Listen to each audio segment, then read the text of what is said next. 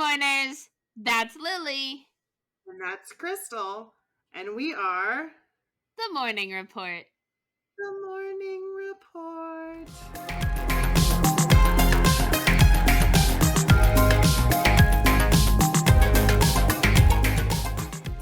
Go. There's no countdown on this one. It scares me. Oh, there's not. It's just like, hey, we're recording. Hi, Mourners. That was very chipper. I could be a, morning like without the you host. It sounds like you're trying to get rid of me. Oh, that's not what I meant. I would bring you with me. You would still be myself. I could be a morning without you.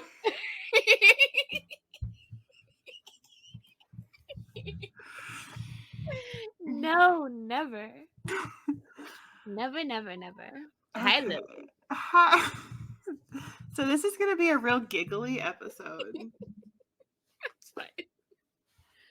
And I'm going to try to read this without screwing it up too much. Woohoo. That's okay. If you do screw it up, it's not like we've made it through every episode thus far without screwing something up. Oh, you hold on. I have to fact check something real quick. Oh no. You look so sad. Why?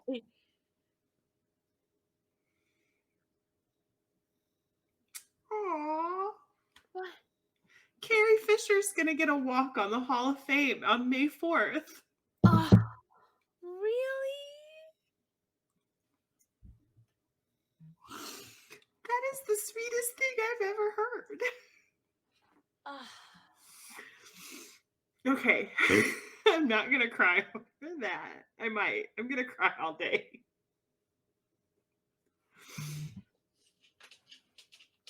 I love that a whole lot. That's really fucking Mark amazing. Hamill shared it on Instagram, and it's from Oh. Variety. Oh. Carrie Fisher to be honored on May 4th with star on the Hollywood Walk of Fame. That's amazing. Like this May? Yeah. In a couple weeks? In a couple days. Oh, shit. The 24th. Wow. Like a week and a half. Oh, that's amazing. Go. That's cool. Well, there's our news story for the day. Yeah. Oh, I love it though. That's such a good news story. It just came through. It just came through my Star Wars. I love it. Discord. I kind of love that I found that out on this podcast and not the other one. Because Star Wars is how you and I met too. You're welcome. Okay. Oh. I'm okay. Yeah. We're fine. It's fine. It is fine though. It's really good. They're usually not happy tears on this podcast. Not. They're usually like really sad or scared tears.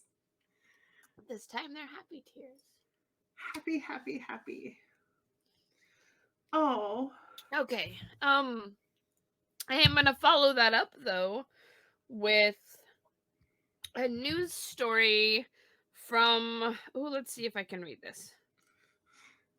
This is from special correspondence by the New York Times, and it was written February 2nd, 1908. Okay. So we don't normally go back this far.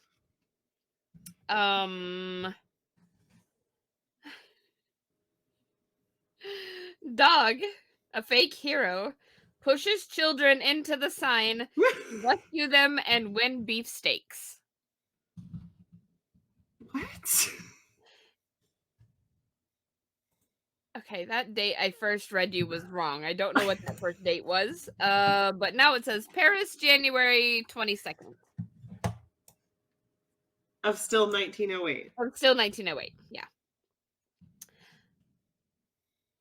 Apropos of the decision of M. Lapine to employ dog auxiliaries for the patrol of lonely beats in the outskirts of Paris, a good story is now going the rounds concerning a splendid Newfoundland, which was a candidate at one of the recent field trials.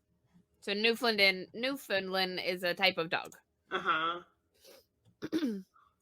The dog is the property of a man who lives on the banks of the Seine just outside Paris. Some time ago, a child playing on the riverbank fell into the water and was in imminent danger of being drowned. The dog, hearing the cries and the splashing, leapt over a hedge, ran down the bank, and plunged into the stream just in time to rescue the little victim. Naturally, the brave animal was made much of, and the father of the child, by way of recompense, presented him a succulent beefsteak. 2 days later, another child fell into the water, and she was rescued by the dog. The lifesaver received the same caresses and another beefsteak. Up to this point, there was nothing extraordinary, but rescues became more and more frequent. Hardly a day passed that some unfortunate infant was brought safely to the bank by the dog after an involuntary bath. It began to be suspected that the neighborhood was haunted by a mysterious criminal, and a special watch was inaugurated. Then the truth came out. It was the dog, the noble lifesaver himself, that was the guilty one. Whenever he saw a child playing on the edge of the stream, he promptly knocked it into the water. And then nonetheless promptly jumped into the rescue. He had thus established for himself a profitable source of revenue.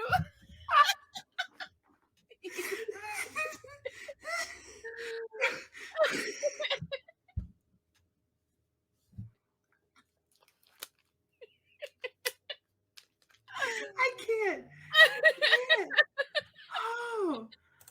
Oh. Great. So this dog was like, I'm pretty fucking bored. I'm gonna go knock this kid in and then save it. Yeah. Oh my god, that's amazing. Oh, yep, that's pretty fucking great. That's amazing. Oh, that's wonderful. Yep. Okay. All right. So whatever. I forgot what we're talking about now. Whatever we're talking about. What the fuck are we talking about? A lake monster. Lily's lake monsters. Oh, I'm Lily, and they're my lake monsters. You think I would have known that right off the bat? Okay. Hi. I'm just like, I don't know what to do. So we have talked about Chesapeake Bay, Lake Erie, Cassie. Is that all we've done? No, in Lake Tahoe. Yeah, Tahoe Tessie.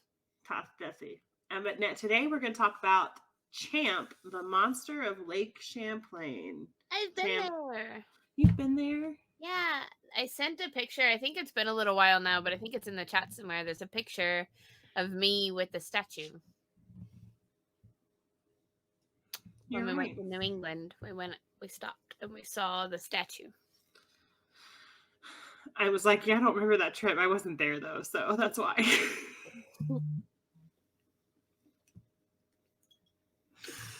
Do you remember these things?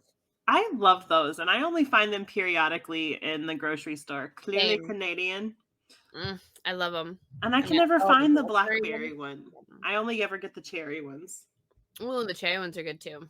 I really like the blackberry though. Okay. So, yeah, tell us, you're going to tell us all about Champy. Tell us about Champy. So, a little bit about Lake Champlain. Champlain? I like that way. That sounds better than anything else. So, I don't care. If it's anything else, today it is Lake Champlain. Yeah. So Lake Champlain is a very long, relatively narrow lake that makes up around half of the border between New York and Vermont. New York's to the west and Vermont is to the east, extending just a tiny bit into Canada. I, for legit reasons, almost just said Canada, and I know that's not right. It is 107 miles long, but at its widest, it's only 14 miles, and it is the 14th largest in the United States, measuring by how much water it holds. So it holds a lot of water. but not as much as some of the other ones we've talked about. I feel like some of the other ones were larger than that. Still probably a dinosaur. It's always a dinosaur. Yeah. It's always. Because of this and how close it is to the other Great Lakes, which are Superior, Holmes, Ontario, not Holmes, Huron. Heron. There you go. Heron? They spell Holmes, right? Michigan, Erie, Superior, Huron, Ontario. something. I think I said all 5 of them in that great little rant. Lake Champlain was once called the 6th Great Lake, an honor it held for only 19 days in 1998. Okay. And then we decided that, like words have meaning, and we took that away from them. Okay. You don't get to be a Great Lake. Sorry. Why did it get to for 18 days? Probably because of its size and location to the other Great Lakes. Mm-hmm. But then we couldn't think of like a real cool, like, Holmes thing to kind of remember them all. So we were like, Champlain, it can go. One. Sorry. Sorry. So before the United States was like an official thing, like before it was the United States, Lake Champlain made up the territorial border between the Mohawk people and the Abenaki people for thousands of years. Okay. Mohawk on the west and Abenaki on the east. Okay. Back when we did Lake Erie, we talked about Iroquois lore and by extension Mohawk lore, since the Mohawk Nation was part of the Iroquois Confederacy. Oh, okay. So all nations of the Iroquois Confederacy had a horned serpent legend, but put their own spin on it, kind of like we all have done with Sasquatch and Bigfoot. Okay, yeah. So, like, at one point, there was probably just one of these things, and everybody else was like, but for us, it has 4 horns, not 2, and it's got... Right. This region it's like, oh, over here we have, what is it, the Falk monster, and over here it's Bigfoot, and here it's Yeti, and yeah. Yeah, and like ape man, whatever. Yeah. So the Mohawk Nation believes in the dragon-like horned water serpent called Onyare that lurks in lakes waiting to capsize canoes and eat people. If it's only capsizing canoes, though, it's not very big. I can't hear you. There you go. Oops. Not like, it's not capsizing like boats or... It's not like capsizing like yachts or anything. Okay. Yeah. They call it by the name Onare Koa, meaning great snake. And this great snake is said to have poisonous breath. Breath? Damn. It might spare people who make offerings to it, and people invoked the mortal enemy of the Onare Koa, the thunder god Hainan, to be protected from the serpent. A serpent the Mohawk people believe live in Lake Champlain. I'm going to go ahead now and apologize for pronunciations. I'm trying my best. Usually our research guy, Leo, does a really good job of like putting pronunciations in there, but he's failed me today. Oh, Leo. So if I say anything incorrectly, don't blame me. Cancel Leo. I'll fire him. You can cancel him. It'll just be a team effort here. We'll get everybody on board. Everybody. Yeah. And then you can... And no one really can be the one bad guy if everybody had a part. Well, that just makes Leo the bad guy because he didn't do what he was supposed to. So he got himself fired. So we'll fire him. So switching back to the Abenaki believe in a giant named Adziozo, and that he created Lake Champlain. His legend states that he created himself and that his arms quickly grew large while his legs grew slowly. Since he had a lot of time to kill before his legs were large enough for him to roam, he spent the time creating valleys, hills, and meadows in Lake Champlain. Okay. After he was done, he turned himself into stone on the bank of the lake so he could be with his favorite creation for eternity. That's kind of a nice story. Isn't that sweet? Yeah. But before he turned himself into stone, though, he made the great serpent of the lake named Gitaskog. There's even an origin myth of the lake monster that was imagined by Europeans. As the legend goes, a native maiden, tribe not specified, named Bulwaga, had two guys chasing her looking to lock it down. Nice, Leo.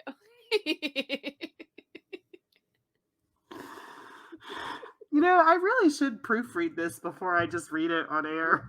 I don't ever either. I love the surprises. All right. Bulwaga decided she was ready to settle down, and so she had to break it off with one of the men, and that guy didn't take it so well. He secretly followed her one day until she was overlooking the lake, and in a fit of rage, pushed her into what is now known as Bulwaga Bay. Oh, okay. She drowned, and the guy picked up 2 stones to weigh himself down, and then he jumped in. The evil of his actions contorted him into a serpentine monster, and he now hunts the water for love. It's not clear where the name Champ originated, but by the 1980s, it was the common nickname. Okay. But Champ makes sense if it's Champlain. Yeah. Right? Like, I don't know. I just feel like if you're going to call the lake Champlain, then the monster's name becomes Champ. And it just becomes this like extra hoity-toity, like maybe that was supposed to be his name, but then somebody fucked it up and now it's Champ. Champ.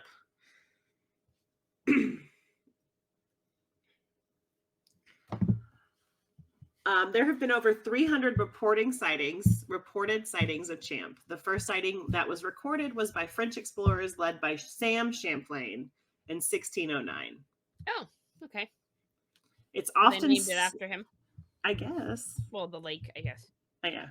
It's often stated he was the first European to see the serpent, but other earlier explorers journaled about seeing the serpent too. He said the natives called them Chausaru because what he saw were mini serpents that were probably actually long-nosed gar that were 5 to 7 feet long. Gar have like fucking teeth. They're scary. Have you seen the teeth on those things? Yeah, they're terrifying. Yeah, I don't like it. There is something going on over here. Okay, it's not important. So we're going to fast forward 200 years, and we have the 1819 sighting of a Cape Ann serpent on Lake Champlain. The Cape Ann serpent was all the rage at the time and is what all the people in our Casco Bay Cassie episode were seeing. Oh, Cape Ann being on the coast of Massachusetts. A guy named Captain Crumb. That's a great name. Captain Crumb. Oh, wait. Do you remember the show Real Monsters? I love that show. Crumb. Oh, Crumb. Crumb. Love him. That is on, what is it? Is it Paramount Plus? I think it's on Paramount Plus. I think Paramount got all of Nickelodeon. Oh, okay. So all your Nick shows are on Paramount Plus, and it's fantastic. Is it? I don't have Paramount Plus. My kids have zero desire to watch All Real Monsters, which makes me very sad because I remember loving it. They'll be like, maybe it's not funny to them yet. Maybe thought it would be right up little one's alley, but she is not digging it. Okay. So Captain Crumb comically described what he saw very specifically at 187 feet long, with a red band around its neck, a white star on its forehead, and 3 teeth. 3 teeth? 3 whole teeth? 3 teeth. It's a star-bellied sneetch. 3 whole teeth. So the legend of Champ was renowned by 1873. That famed circus ringleader, P.T. Barnum, which should be his own episode. He really should be. Oh, we should do an episode on him. Yep. He offered a $50,000 reward for Champ's hide, dead or alive. Damn, that's a lot of dollars. In 1873, that's a lot of dollars. Hey, isn't Barnum, isn't that what The Greatest Showman is about? Yes. I still haven't seen that movie. I thought it was maybe about him. What? Who Specifically. are you? I am a very busy human being. I don't care. Like, you have to, there is shit you've got to do, and that's part of it. You have to finish reading the book we were reading together, and then you have to watch The Greatest Showman, and then there's a Well, list of other things you have to do. if we do an episode on Barnum, I will watch The Greatest Showman. Leo, get on it. Yeah. The finger. I have decreed. Oh my god, at the end of this, remind me to send you the picture of the little one. Oh my god, you're gonna Okay. die. Okay. Uh, so, offered the reward for Champ's hide. Over the next 100 years, there were a rash of sightings, but none more famous than the sighting in 1977. A woman named Sandra Mancy was with her family on the east side of the lake, about 15 miles from the Canadian border, when she spotted something in the water. Those boars are still coming down Border. Canada, though, I think. They started really early. They're taking their time. Take their sweet time. When she spotted something in the water, she got a very clear picture of the creature by cryptid standards, and it is the benchmark against which all other cryptid photos are compared to this day. The photo has been both authenticated and denounced by scholars and zoologists. And how do you do both of those? Can we see that picture, Leo? And also, we will drop that picture in our socials. We'll Yes, you will. I haven't seen it, so we'll figure it out. The New York Times published the photo in 1981, which then promoted a conference attended by professors and zoologists to be held in Vermont that same year. Since then, her story has had holes poked in it, but she maintained her story for over 40 years. Wow. Okay. Sandra herself claimed that she saw what looked like a giant eel, and the Mancy photo seemingly confirms that, but also supports that Champ is a plesiosaurus with its long neck and small fish-shaped head poking at water. They're all dinosaurs. All of them. They're all dinosaurs.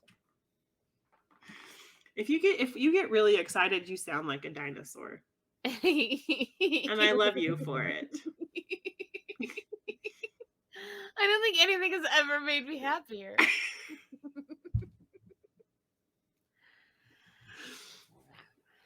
There you go. Okay. I had to let it out.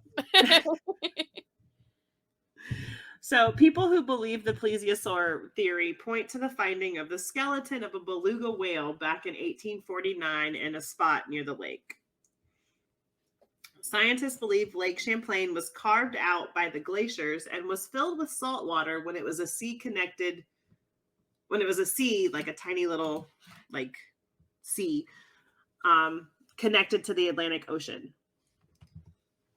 Within the last 11,000 years, the water level went down and the sea became detached from the ocean and became a freshwater lake over time. Beluga whales are seafaring saltwater creatures, which makes people think Champ could be a creature evolved to live in freshwater that was trapped in the lake when it stopped being a sea.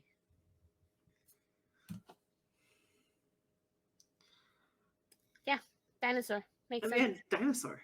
The complete beluga whale skeleton, called the Charlotte whale after the Vermont town where it was found, is now on display at the University of Vermont and is believed to be actually like 11,000 years old. Dang, so how long do these freaking things live? Well, dinosaurs live forever, obviously. That's awesome. I like it. I like dinosaurs even more now. And I can't imagine, like, to reproduce, there's got to be two. And I feel like if there was two of these things hiding in a lake, we would have seen them better. You know what I mean? Like, that ups your chances of having a cryptid kind of. If two of them were in a lake, like, you probably would have at some point seen both of them at the same time, right? Yeah. They're got to be together. They got to be like at least friends for a little bit. Right. And there's only been like one at a time, so probably. I don't know. as much as I don't want to, I believe the like sturgeon or gar theory a lot because you could see different fish and their Yeah. fish since they are all going to look the same anyway that you might not be Hmm. able to differentiate fish A from fish B to fish F, you know? Right. Especially from like kind of far away, right? Yeah. So, over the last 30 years, there have been a few attempts to find the lake monster with sonar and echolocation. Feeding off the theory that Champ might be an evolved ancient whale, researchers used echolocation reading devices to detect whether echolocation was happening in the lake. I said that word way too many times in that sentence. So far, nothing has come of the echolocation theory, but one cryptozoologist believes they found something large and unaccounted for with sonar. Could it be a whale penis? Why? Oh, my throat's all fucked up. just out there by itself? Well, like if the whale kind of floated up and was just like, I don't know, I'm gonna let my penis come out of the water for a minute. Like it's a thing they do when I don't know why. But there's other pictures of whale penises on the internet. So whales just like float up to the surface, let it all hang out. Like this is a whale penis. Lily's broken. Come back, Lily. No, all I can think of is that like really famous picture of Nessie where it's like the really blurry like head and neck and it kind of looks like this. Whale penis, yeah.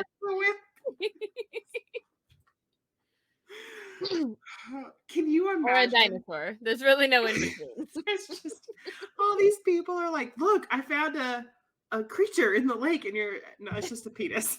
It's a whale penis.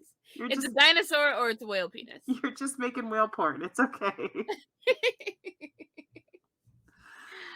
Made dinosaur porn with Ah. dinosaur toys on top of Eric's car one time.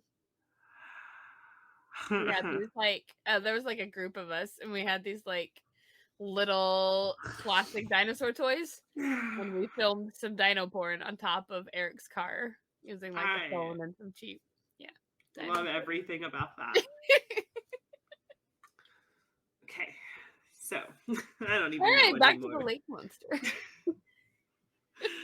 Over the last 20 years, video evidence has been recorded of what they believe to be Champ. Naysayers claim one is edited to hide what is clearly an elephant seal, not even on Lake Champlain.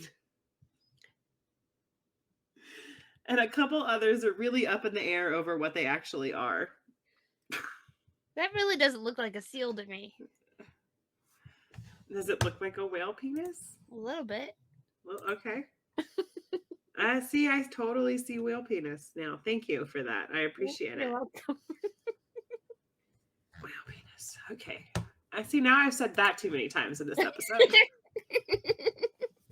How about okay? Keep reading the story. Say by whatever. now, in our Lily's Lake Monster series, the standard plesiosaur skeptic answer is that the serpent is actually a giant lake sturgeon, with some believing that it could be a long-nosed gar I think it's a dinosaur or a penis. or A whale penis, not just a penis, but like a specific whale penis. All of the surrounding area really leans into the lore and tourism and the tourism that it generates. The town of Port Henry, New York is on the shore of the lake where a three-piece sign has recorded the name of every person who has claimed to see Champ in the Port Henry area. And then the Vermont Lake Monsters are a minor league team in Burlington that awesomely enough play a team called the Norwich Sea Unicorns. And that game, I think, is coming up at the end of May. oh, And I feel like we all Unicorn. need to That's go. a really great name. I think we all need to go. Yeah, I think it needs to be a TMR field trip. TMR field trip. Lily, I just left you a gift in the chat. Oh, Lord, help us all. I'm scared. Oh, yeah. See, that is totally a lake monster. Poor Daryl. Daryl comes back to the chat. It's just full of whale penises. That is okay, but look, those two pictures next to each other. See? Lake Monster. I believe it. Check this one out. Hold on, I found another one while I was looking for whale penises. If you guys didn't know by now that this show can potentially just devolve into utter chaos, you haven't been here long enough. And you need to go back and listen. No, yeah, that's it. That's it. You know, that could also be the reason. That could also be what's behind like Kraken tentacles and Cthulhu. Right? Yep. Because if I saw that coming out of the water, I know. Your first thought would probably be like giant tentacle, right? Like giant tentacle, giant fucking octopus or giant squid or something. And when you think about like that being the very tip of a tentacle, think about how big you would be imagining the octopus or the squid attached to it to be. So you're absolutely right. People could have just seen fucking whale penises and been like, "Oh my god, Kraken!" I feel like I have to go tell everybody that just discovered this a podcast that a friend of mine maybe not listen to this episode. that is your first episode. Like, don't. I hope this isn't your first episode. I would love, and I would love to sit here and tell new listeners that we don't usually devolve into whale penis talk, but it usually devolves into something along these lines. Right. This is pretty on brand. Yeah. You know, the FBI agent that's watching my computer right now is probably going, "What the fuck? What is going on?" Now that they've figured out your part of this podcast, they're like, "Oh, we should just ignore whatever Everything. comes her." And so now you can do whatever you want. Fine.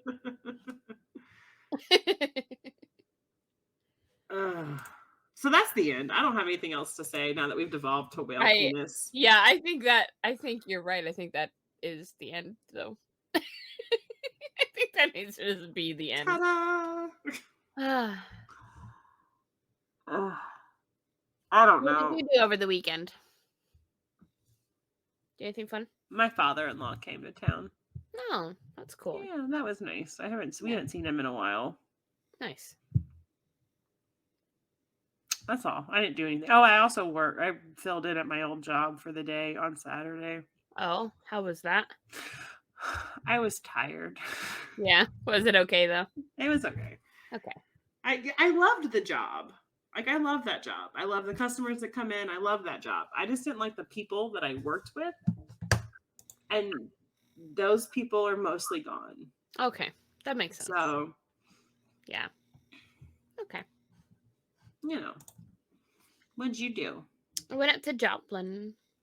Oh, that's right. Yeah. I went to Joplin for an Earth Day, Arbor Day event with Garrison 66. And a couple people came in from Arkansas. My friend Adam came in from Arkansas. He does a mall and he does a Vader.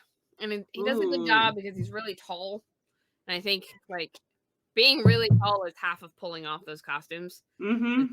You know, you put them on and you're, like, you're scary. You're imposing. And those characters are, like, kind of scary, right? So, yeah, it was really fun. I wore Wilro.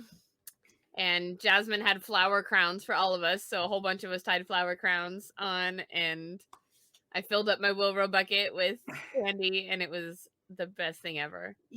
That's like my favorite Krystal. You with a mustache and a flower crown. I don't know what that was, but I was like, I love this picture. I had so much fun. I was like, the mustache and the flower crown was just like the perfect Krystal. And I was so happy. Oh, I'm glad. like if you imagine Krystal, what do you imagine? A flower crown for sure. Yeah. For I sure. had a few of those. The mustache is a new thing and I'm loving every minute of it. I think I can naturally grow like some fuzz right here. Some fuzz right here. The problem with my fuzz is that it's really fucking dark. so I have to get rid of it, or it looks like I am a boy going through puberty. Oh, you don't want that. No, it's a little rough. That's a little rough. Yeah. Ugh. I see. I remembered. You didn't have to remember me. I'm going to send you a picture of my child Oh yeah. in all of her glory this afternoon. Yeah. All right. Send the little one. I'm gonna send a video of Nova being adorable. Nova.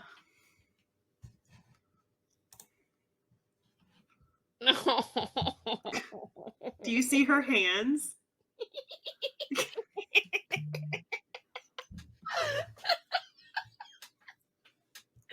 Oh my god, I love her. Now that I have seen her hands, the look on her face does so much fun. We were driving down the road, She's like so the happy. highway, doing like 65 miles. I had to slow down. She was like, Mom, look in the mirror. Look what I did. Look what I did. And I was like, that's great. I have failed. It is a picture of my tiny, tiny, sweet 4-year-old with both of her middle fingers up in the back of her car Just seat. triumphantly up in the air. It's pretty great. She's a sweetheart. Oh, I miss them. Oh, yeah, I need to mail your box of goodies. I just keep adding to them. Someday I'll mail them. It's okay. I love it. I can't wait. Can't wait. This is just going to devolve into Lillie and Krystal time here in a minute. It is. Yep. So, until next week, this has been the Morning Report. The Morning Report. Hey, mourners. That's Lillie. That's Krystal. And we are... The Morning... Hey, mourners. That's Lillie. That's Krystal. And we are... The Morning The Report. Morning Report.